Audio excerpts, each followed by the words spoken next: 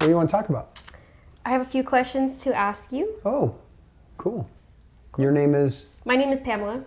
Pamela Munoz. Yes. Yes. What are your questions? How long have you gone without getting paid? What's the most you've gone without getting paid? Let's just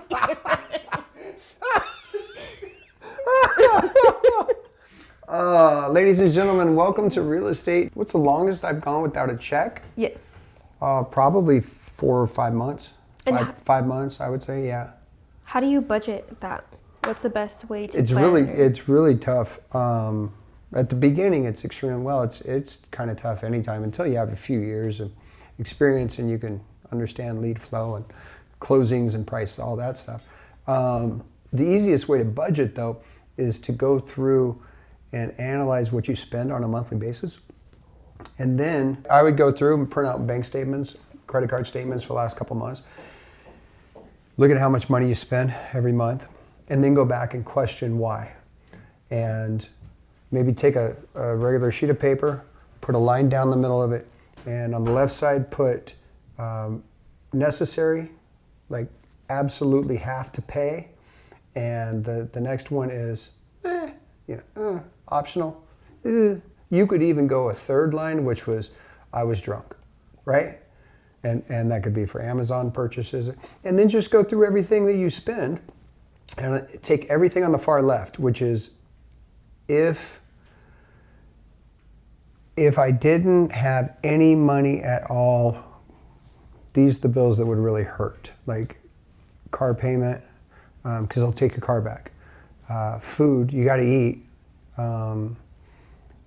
Clothing, see, that probably gives you a little anxiety, right? A little bit. Okay, so this is what's referred to as a survival number, meaning this is how much I have to make to survive.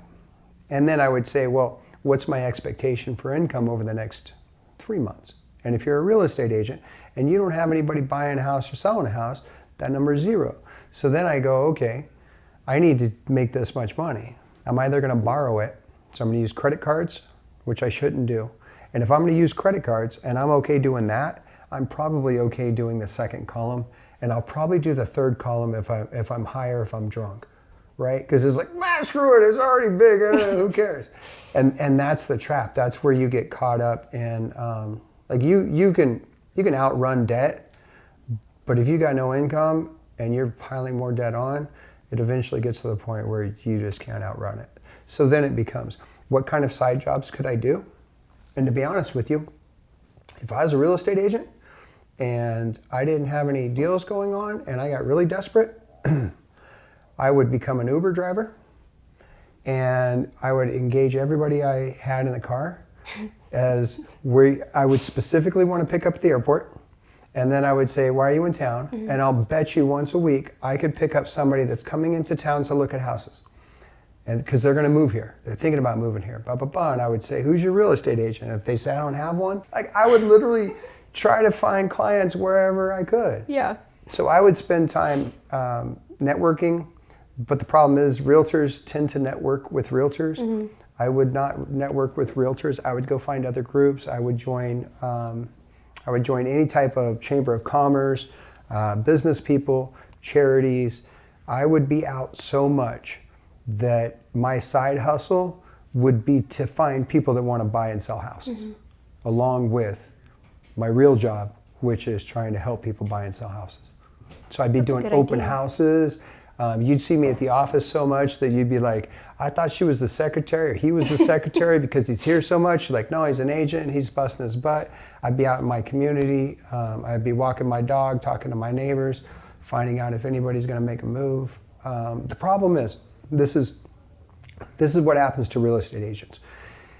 Market shifts, income goes down, and they regress. They get scared. They get nervous. The fear of not having money is overwhelming to them, so it makes them pull back. So they slow down in their engagement. They don't drive around as much. They don't want to be out talking to people because people are going to say, how's business? And they're going to be like, well, I'm not really doing a whole lot.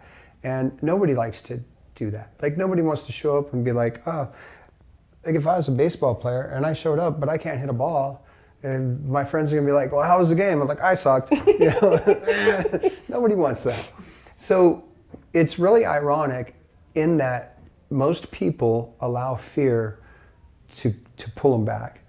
So all you have to do is change that and say, I'm going to take the fear and I'm going to use it as fuel, and I'm going to go harder and I'm going to go faster, and I'm going to go meet more people. I'm going to take care. I'm going to go volunteer. I'm going to just do stuff. Get involved. Be outgoing. Do videos. Do things that you don't like to do or that scare you, to get exposure, so that strangers that don't know who you are at least get the chance to meet you and go, oh my gosh, I didn't know you sold real estate too. My husband and I are looking to buy a house. Would you help us? Duh. Right? Yep. And that's what you have to do. I love the Uber idea though. That is a good idea. Yeah.